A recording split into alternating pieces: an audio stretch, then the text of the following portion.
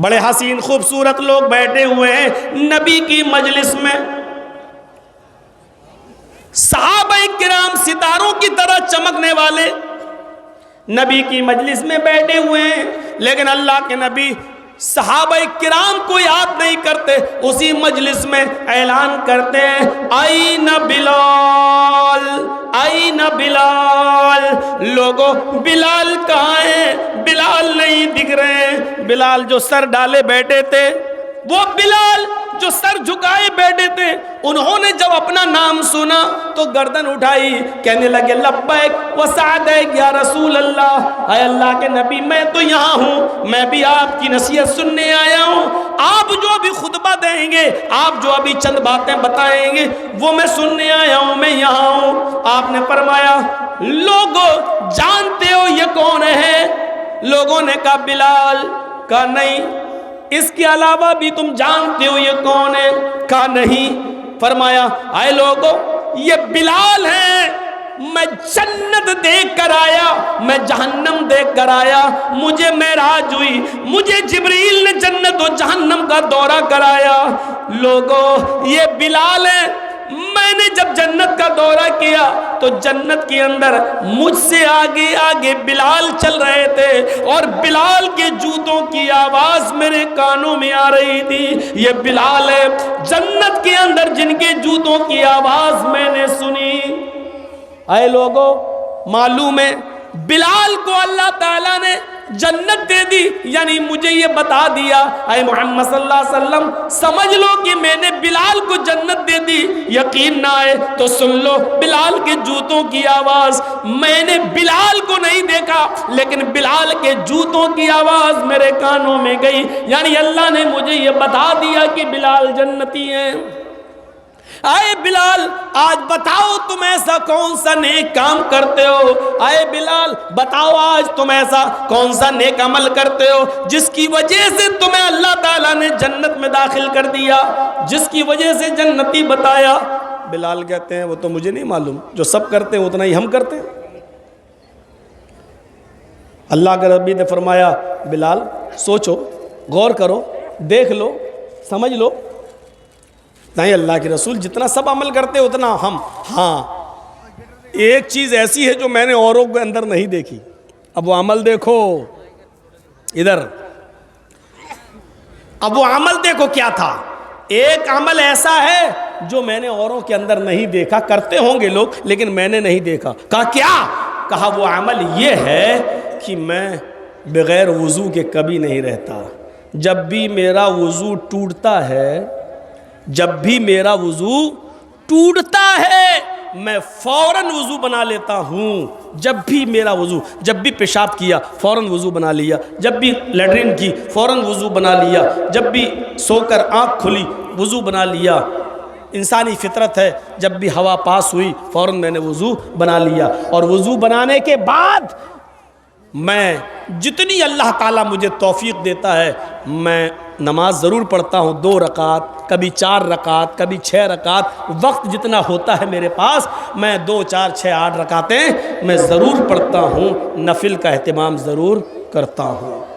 اللہ کے نبی نے کہا بس اے بلال، بس یہی وہ نیک عمل ہے، اے بلال یہی وہ نیک عمل ہے جس کی وجہ سے اللہ تعالیٰ نے تمہیں جنت کے اندر داخل کر دیا ہے، خوشخبری سنا دی۔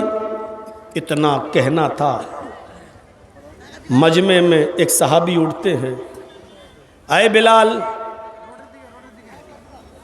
تمہاری شادی نہیں ہوئی؟ بلال کہتے ہیں نہیں۔ کیوں نہیں کر لیتے ہو؟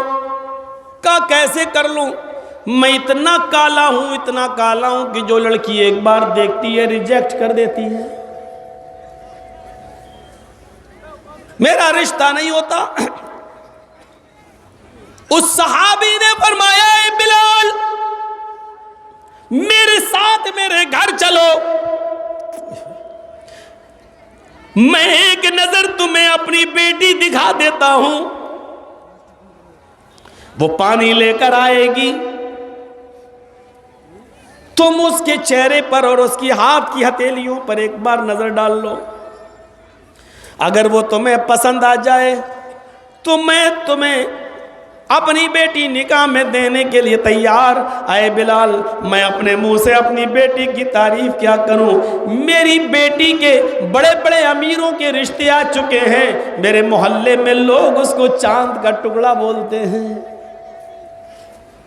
ادھر سے دوسرے اٹھے, اے بلال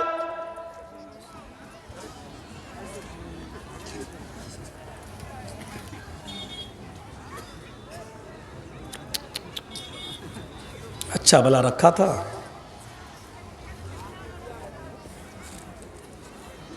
آئے بلال دوسرا اٹھا, آئے بلال پہلے انہوں نے کہا ان کی یہاں جا کر ان کی بیٹی دیکھ لو, اور اگر پسند نہ آئے تو پھر میرے گھر چلو, میری بیٹی بھی ایک نظر دیکھ لو, اگر پسند آ جائے تو میں اپنی بیٹی کا نکاح تمہارے ساتھ کرنے کے لیے تیار ہوں. کون؟ بلال. رنگ کیسا؟ کالا. اور کالا بھی کیسا؟ حدیث کی کتابوں میں لکھا ہوا ہے کہ کوئلے کا رنگ پھر بھی کچھ صاف ہوگا, بلال کوئلے سے زیادہ کالے. موٹے ہونٹ حبشی لوگوں کے ہوتے ہیں نا, موٹے ہونٹ, جیسے کرس گیل کے, دیکھا ہوگا کھیلنے والا کھلاڑی, موٹے ہونٹ. یہ سب لکھا ہے, میں برائی نہیں, لکھا ہے, غیبت نہیں ہے, لکھا ہے. صرف اس لیے لکھا کہ دیکھو ایسے ہونے کے باوجود رشتے کے لیے کالا نہیں دیکھا جاتا تھا, موٹے ہونٹ نہیں دیکھے جاتے تھے, امیری پراپرٹی زمین و جائیداد نہیں دیکھی جاتی تھی, بلکہ کیا دیکھا جاتا تھا؟ صحابہ اپنی بیٹی کا نکاح کرنے کے لیے بلال کی دینداری دیکھ رہے ہیں. اے بلال اگر میری بیٹی تمہارے نکاح میں آ گئی تو وہ بھی نیک عمل کرے گی, اور وہ بھی نیک عمل کرنے والی بن جائے گی, اور میری بیٹی نیک عمل کرنے والی بن گئی تو وہ جنت کی حقدار ہوگی, اور مجھے میری بیٹی بھی تمہارے ساتھ جنت میں چلی جائے گی. اور دیندار لڑکے سے نکاح کرنے کی وجہ سے اللہ تعالیٰ اس کے باپ کو بھی جنت دے دے گا. یہ دیکھا جاتا تھا. یہ کچھ کہنے کی ضرورت نہیں. ہم لوگ کیا دیکھ رہے ہیں آج کل؟ تو لڑکی دیکھنے کون جاتا ہے؟ واٹس ایپ پہ فوٹو بھیجو, فیس بک پہ واٹس ایپ پہ فوٹو منگا لیتے ہیں. اب واٹس ایپ میں فوٹو جب منگاؤ گے تو وہ تو بندریا بھی تمہیں ہیروئن لگے گی, وہ تو اتنا لیپ پوت کے, اور جس کلر کا ڈریس ہے اسی کلر کی لپسٹک, اور یہ بھی بھروسہ نہیں کہ وہ اپنی دے رہی ہے یا کسی اور کی دے رہی ہے. بعد میں پتہ چلا کہ وہ ایسے ہے, ہمیں نہیں دیکھ رہی, کسی اور کو دیکھ رہی, کسی اور لگ رہا ہے, وہ دیکھ رہی ہمیں لیکن لگ رہا ہے کسی اور کو دیکھ رہی. ایک بالٹی اس کے اوپر پانی ڈال کے دیکھو, سب پتہ چل جائے گا کہ اوریجنل خوبصورتی کیا ہے اور بناوٹی کیا ہے. پینٹ کی ہوئی ہوتی ہے, پینٹ کی ہوئی. ہم دیکھ کیا رہے ہیں؟ وہ کیا دیکھتے تھے اپنی بیٹیوں کے لیے؟ بس اللہ کے نبی نے ادھر کہا اور ادھر لو میری بیٹی دیکھ لو, وہ کہتا میری بیٹی دیکھ لو, وہ کہتا میری بیٹی دیکھ لو. ادھر تو سننے میں آیا فلاں آدمی کا نکاح اس لیے نہیں ہوا کہ لڑکا مولوی تھا, لڑکی نے منع کر دیا, مولوی سے نہیں کریں گے, حافظ سے نہیں کریں گے, یا مولوی حافظ کچھ نہیں, داڑھی رکھ لی ہم داڑھی والے سے نہیں کریں گے. کتنے رشتے صرف اس لیے ریجیکٹ ہو گئے کہ ہم داڑھی والے سے نہیں کریں گے, ہم حافظ مولوی سے نہیں کریں گے.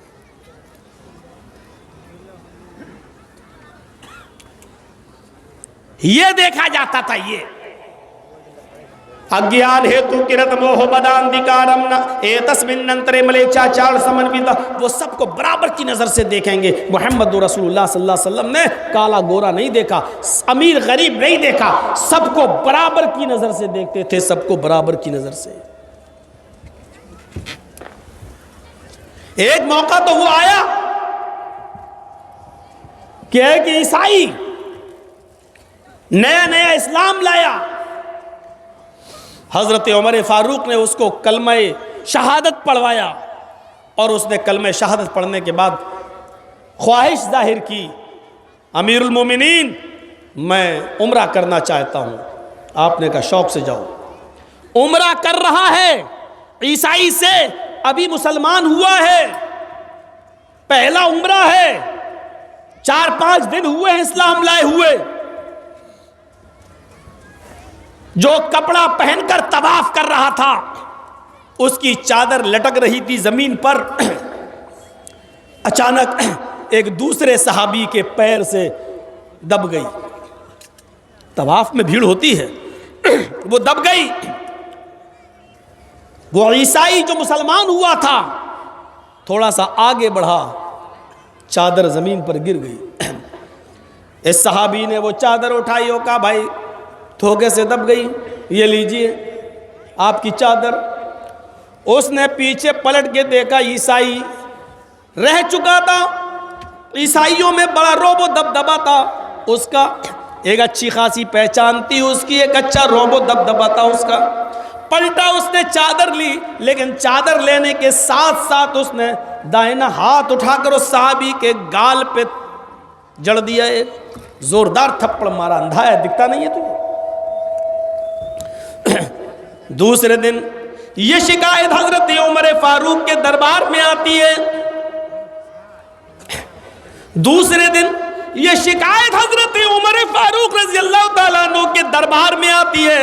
امیر المومنین نے اس عیسائی آدمی کو جو مسلمان ہو چکا تھا اس کو بلایا اور کہا ادھر آؤ, یہ صحابی کیا کہہ رہے ہیں.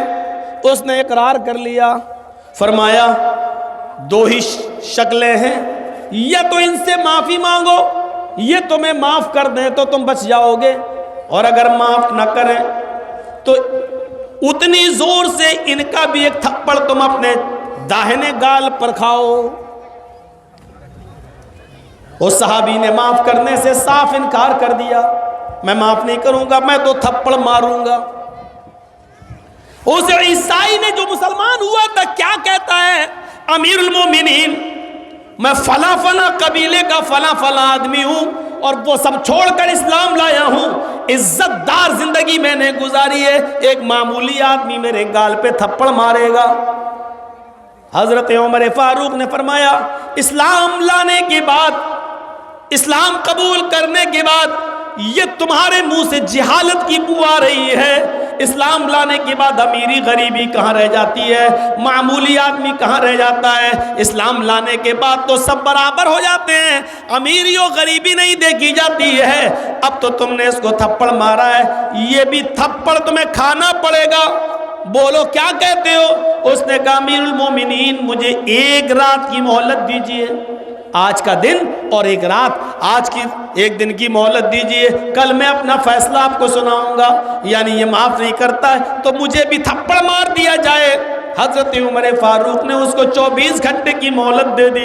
ٹھیک ہے کل اسی وقت چلے آنا, کوئی تمہیں بلانے نہیں جائے گا, یہیں آنا ہے تمہیں, ٹھیک ہے. رات ہوتی ہے اور اس نے رات کی تاریکی کا فائدہ اٹھایا اور وہ بھاگ گیا اور پھر سے مرتد ہو کر عیسائی بن گیا. لیکن حضرت عمر فاروق نے اس کی کوئی پرواہ نہیں کی.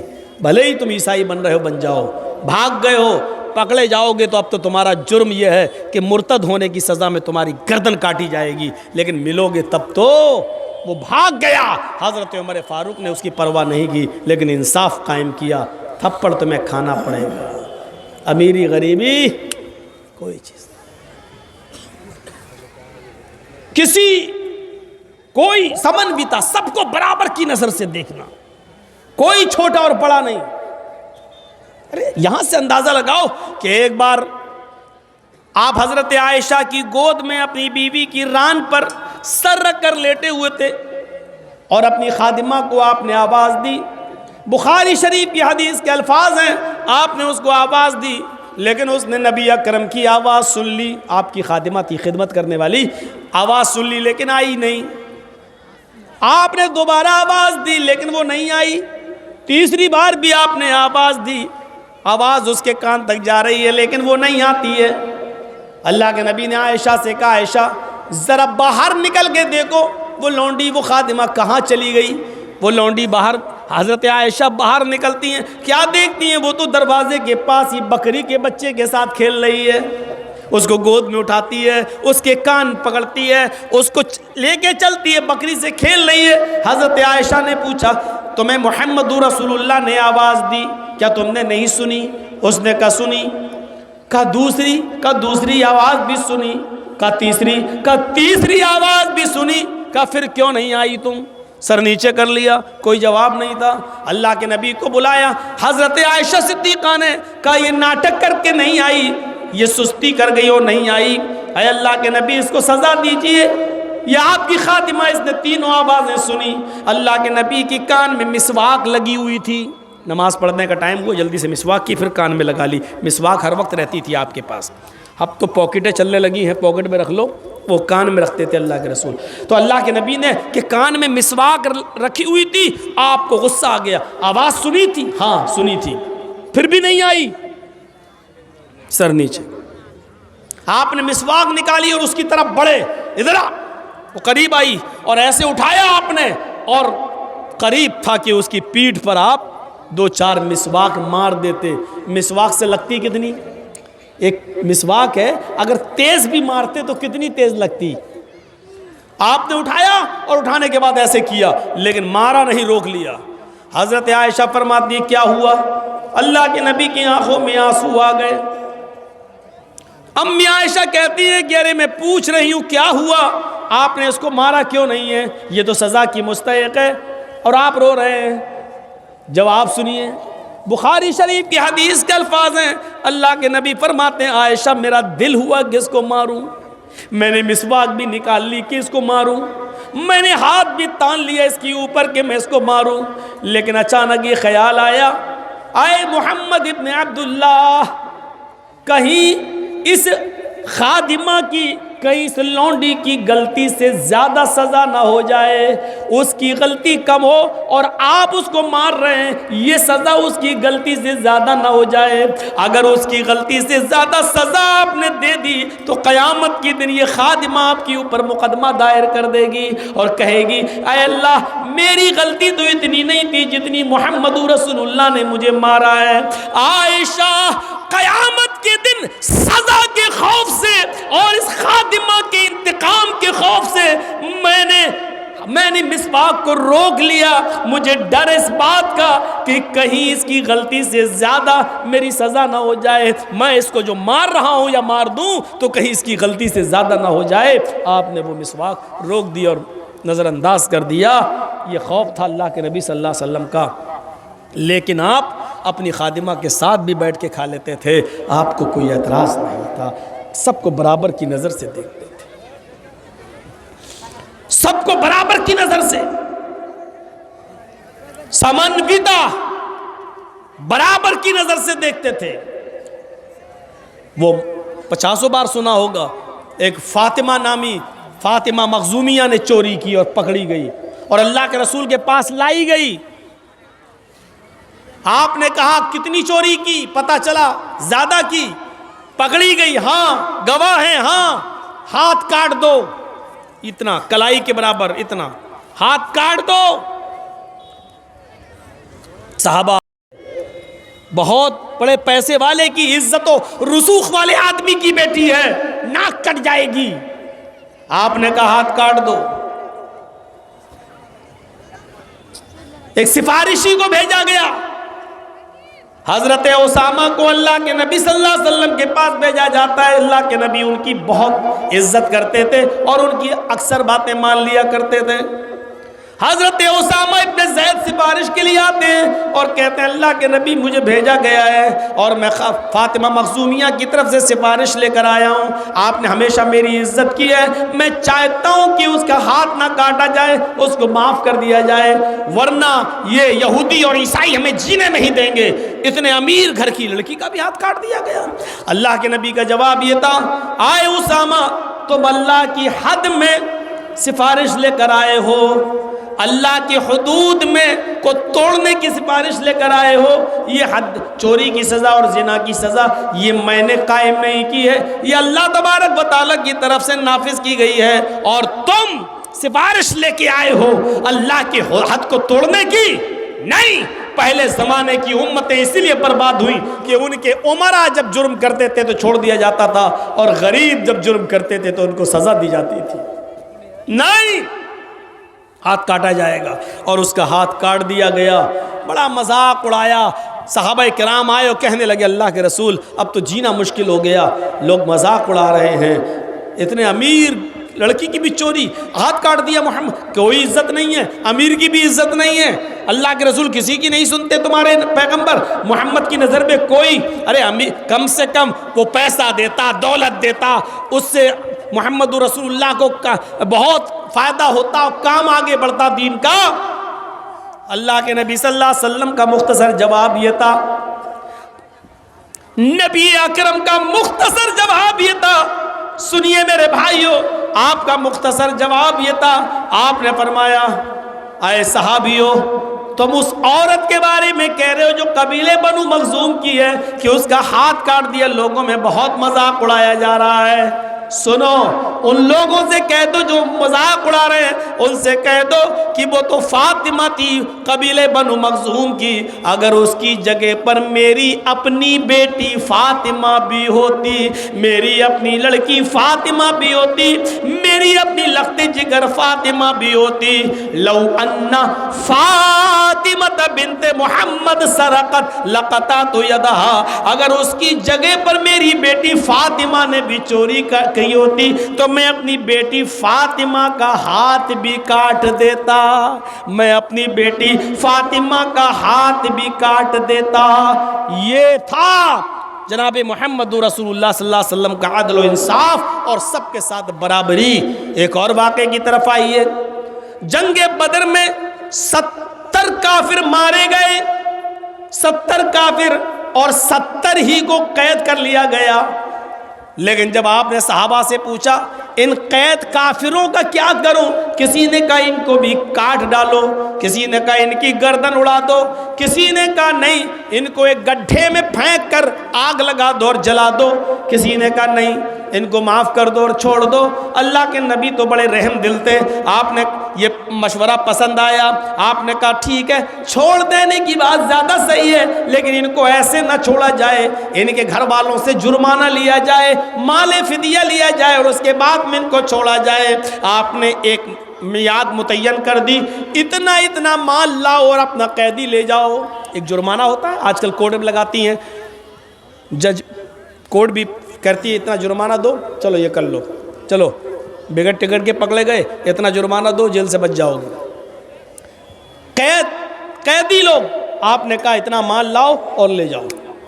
جانتے ہو ان قیدیوں میں 70 قیدی تھے، 70، ایک ایک کر کے سب کو چھوڑ دیا گیا، سب کے رشتہ دار آئے مال دے گئے اور اپنا قیدی چھڑا لے گئے، صرف ایک قیدی باقی بچا۔ 69 قیدی چھوٹ گئے، ایک قیدی بچا بس، 70 میں 69 چھوٹ گئے، ایک بچا۔ جانتے ہو وہ جو بچا وہ کون تھا؟ اور سنو، جو بچا وہ نبی اکرم کا داماد، نبی اکرم کا داماد ابو العاص۔ یہ کافروں کی طرف سے لڑتے ہوئے آئے، قید کر لیے گئے۔ ان کے پاس اور ان کے گھر والوں کے پاس اتنا مال نہیں تھا کہ وہ اپنا قیدی چھڑا سکیں۔ ابو العاص کی بیوی تھی محمد رسول اللہ کی بیٹی، بڑی بیٹی، کون؟ زینب۔ جب زینب کو اس بات کا علم ہوا کہ میرے شوہر کو نہیں چھوڑا گیا ہے، سب چھوٹ گئے، میرے شوہر باقی بچ گئے اور میرے پاس کچھ نہیں ہے، تو ان کے گلے میں ایک ہار تھا حضرت زینب کے، اور وہ ہار بھی ان کی ماں خدیجہ نے، محمد رسول اللہ کی بیوی تھی خدیجہ، جب زینب کی رخصتی کر رہی تھی اور ابو العاص کے ساتھ جب زینب کو بھیج رہی تھی نکاح کے بعد، اس وقت اپنے گلے سے اتار کر وہ ہار حضرت زینب کے گلے میں ڈال دیا تھا. کس نے؟ ان کی ماں نے، خدیجہ نے. رخصتی کے موقع پر بیٹی میری عمر تو گزر گئی، اب تم پہنو لو. اپنی بیٹی زینب کے گلے میں وہ ہار ڈال دیا تھا، بہت قیمتی نہیں تھا.